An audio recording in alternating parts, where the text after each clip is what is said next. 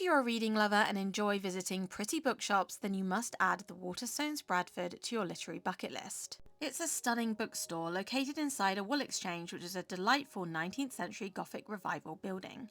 It's a literary sanctuary in Bradford, and they even have an incredible cafe where you can grab a coffee and a cake after your book shopping. Let's go! So hello there and welcome back to another video. If you're new here, my name is Sophie from thirdeyetraveller.com and I make magical videos from places that feel like a fairy tale. Today I'm here in the city of Bradford, which is near Leeds and the Yorkshire Dales in the UK, and I'm going to be visiting one of the most beautiful Waterstones in the country, which is the Bradford Waterstones in the old wool exchange. This Waterstones used to be an old wool exchange where over 2,000 wool traders would show up to trade their wares, but today it's a fun bookshop that you can visit here in Bradford, and they even have a cafe, which I'm really looking forward to. So yeah, if you are into reading or if you're a book lover, make sure to keep watching as we're going to be visiting one of the most magical Waterstones in all of the UK. Let's go. So, Bradford Waterstones is located on Hustlergate, and it's inside the old Bradford Wool Exchange, which was constructed between 1864 and 1867. It was commissioned as a wool trading centre, and the ornate architecture shows the incredible wealth that the wool trade brought to the city.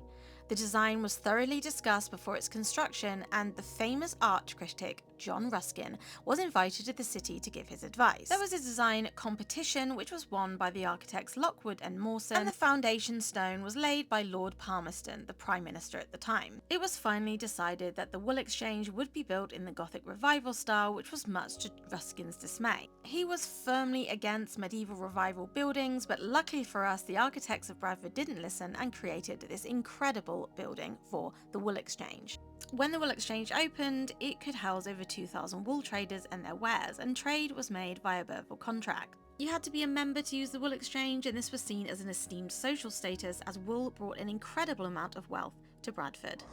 Okay, so I'm now inside the Waterstones, and oh my gosh, this place is absolutely incredible. The architecture is just stunning.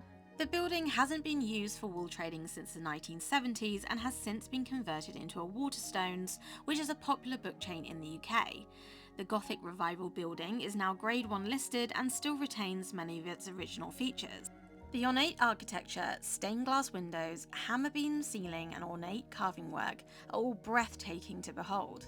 I've been to many Waterstones around the UK, including the largest one in Piccadilly, but I feel that this is by far the most beautiful Waterstones I have ever visited. It's a sanctuary of literature here in Bradford, and I could have honestly spent all day browsing for books. If you're new to the UK, Waterstones is a popular book chain which is similar to Barnes & Noble in the US. They stock thousands of books in any genre, and it's a delight to walk around. Although they are a chain of bookshops, I do love the fact that they make an effort to showcase books on the local area and local authors. Near Bradford in Yorkshire, you can find a village called Haworth, which is where the Bronte sisters lived in a parsonage there, so they have lots of their works on display. The Waterstones in Bradford is like a book labyrinth, and they have huge sections dedicated to any genre you could think of. You have sections on history, self-help, art, geography, philosophy, fiction, non-fiction and sci-fi, and they're all here for you to browse. If you have little ones, there is also a generous kids section as well. I honestly couldn't stop walking around and taking pictures of this amazing architecture. It was one of the best book shopping experiences I've had in the UK. The stained glass windows almost make it look like an old church, and it's crazy to believe that this used to be an old wool exchange. I can't imagine it being anything other than a bookshop. Looking over you, you can see these gorgeous winged crowned angels.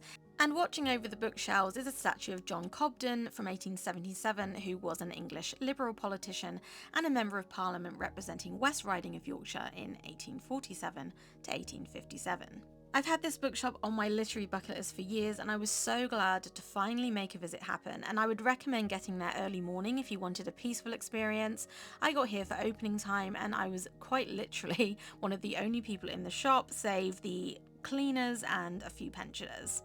I was extremely envious of the workers here because I couldn't imagine working in a more prettier place. Just imagine if you were a bookseller here. If I had this bookshop in my hometown, I'd be here all the time. Okay, so now I'm kind of in my natural habitat, which is usually the young adult or fantasy sections of bookshops. What I absolutely love about Waterstones and most bookshops these days is they really embrace the fantasy romance theme, or what I call Romantasy, and I'm really into those books. So I'm really glad to see a full section here. I'm going to have a look around and see what we can find. So yes, they had a huge range of Romantasy books, including new ones and classics, and I absolutely love the A Court of Thorns and Roses series, so I was so happy to see it on the shelves. They also had some great books for autumn, like A Discovery of Witches. There were so many books here that I wanted, I couldn't decide, so I decided to go for a coffee and think it over.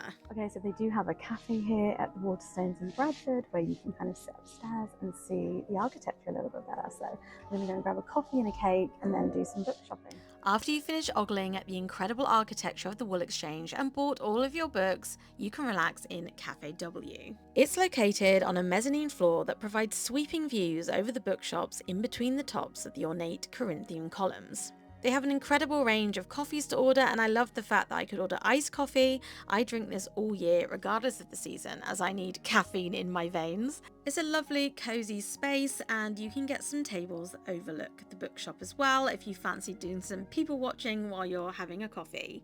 They also serve some treats like some homemade cakes, and I had a slice of their carrot cake, which had a generous topping of icing and edible petals. It was absolutely stunning and made the perfect tonic after my book browsing. Okay, so I'm currently here at the Waterstones Cafe. I have a nice coffee and a really pretty chopped carrot cake here. And I absolutely love this because we can see the architecture really well. And it's just a really nice place to chill. So if you did want to have a coffee after your book shopping, this is the place to do it. Café W is a perfect place to remote work or read your new purchases. I'm not a food blogger, but you can see a closer look at my amazing cake here and coffee. And I just enjoyed sitting here, relaxing a little while and thinking. I think I made a mistake of doing my book shopping after my coffee, as I could have been reading my new purchases while having a coffee, but no matter. By that point, I had definitely made my decision on what books I was going to buy. I narrowly avoided my greatest weakness, which are these hardback classics. I absolutely love them, but I have to avoid buying more. They also had some Harry Potter books, but I decided to go for my Romantasy selections I made earlier. So I've just had my coffee and now I'm going to be doing a little bit of book shopping. I think I'm going to buy Powerful. I haven't read Powerless yet, but I actually have it on my TBR and I've seen Powerful, so I thought I'd buy that already without even knowing what the first book was like. I always do that all the time. Let me know in the comments if you also do that too, but I'm really excited to read this actually. I've heard the first one is really good, so let's see.